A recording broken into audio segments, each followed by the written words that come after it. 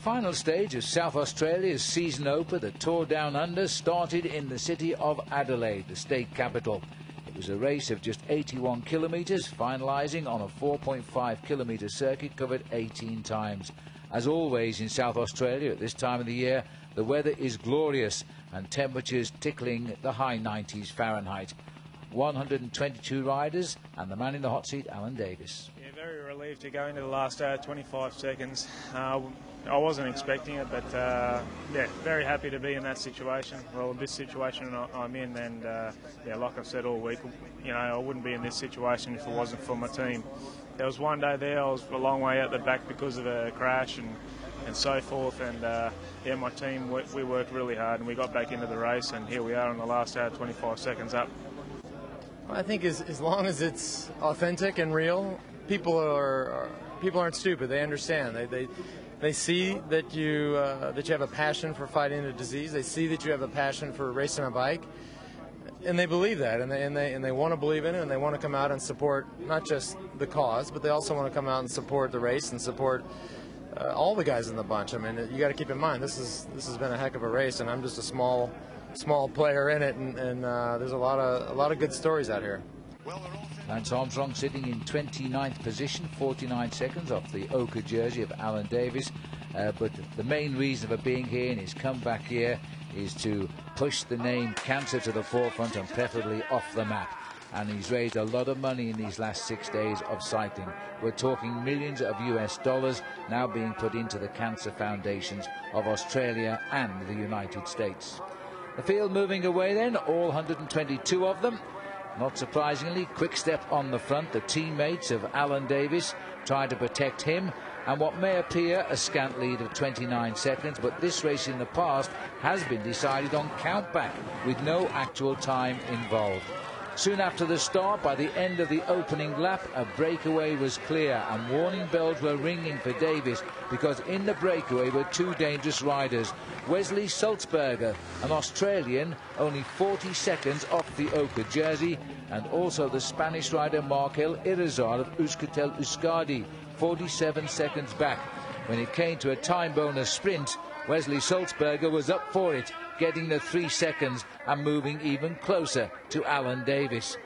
This wasn't part of the plan for Quickstep, who are now forced to chase at the front of the field. Davis was being protected. He was leaving it to his teammates to try and close it all down. He knew at the end of this day his race could be all in bits, or he could be covered in glory. In the King of the Mountains competition, Martin Elmiger won that and became the final winner of the Skoda competition. 7 laps to go, the bell ringing again, and these riders still in the lead. Another time bonus sprint, but the main pack were desperate now to catch up. They were being driven by the Garmin Slipstream team of the United States. The sprint itself in the end didn't really matter. It made no change to the overall, and the chase was now really on in earnest. Just one rider trying to survive, Jos van Emden of the Rabobank team from the Netherlands. The remnants of the breakaway reached him, and then out in front popped the Cofidis rider Rein Taramay. But the combination was better now. The two riders that Allan wanted back in the pack had been caught, and so the pressure was off just a little bit. Nobody in the new lead group was threatening his ochre leader's jersey.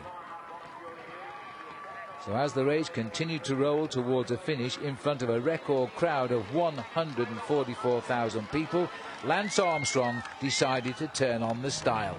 Wearing number 11, Armstrong tried to reach the leaders. Well, did I say try? Read that, he got there. And just as the last lap started, the group were just behind.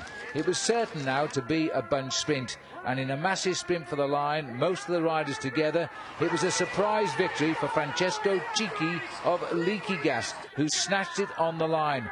Robin McEwen was in second place, and a very frustrated Graham Brown in that lime green jersey on the right, having pulled his foot off. Just watch this as he came to the line.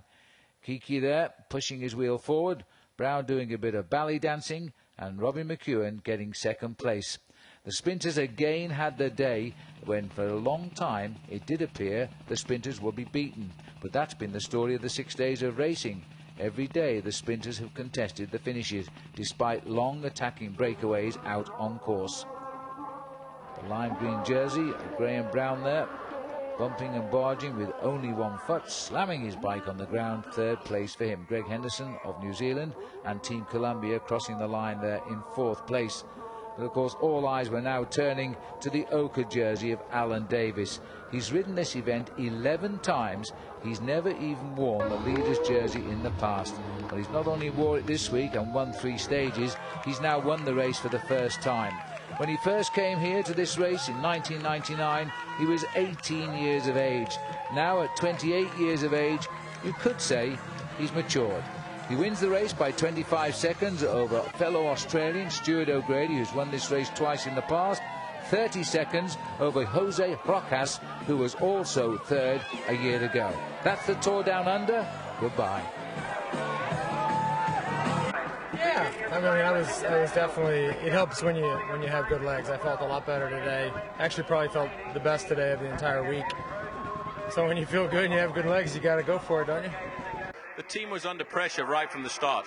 Yeah, it wasn't how we planned it. I wasn't real comfortable at all sitting back there with 13 guys up the road with Luis Leon Sanchez in there. So, but once again, the guys, they had it all under control. They just sort of progressed their way into the race. Once we got closer to the finish, they just put speed on a bit just to make sure the gap closed down so the sprinter teams could help out and close the gap for a bunch sprint.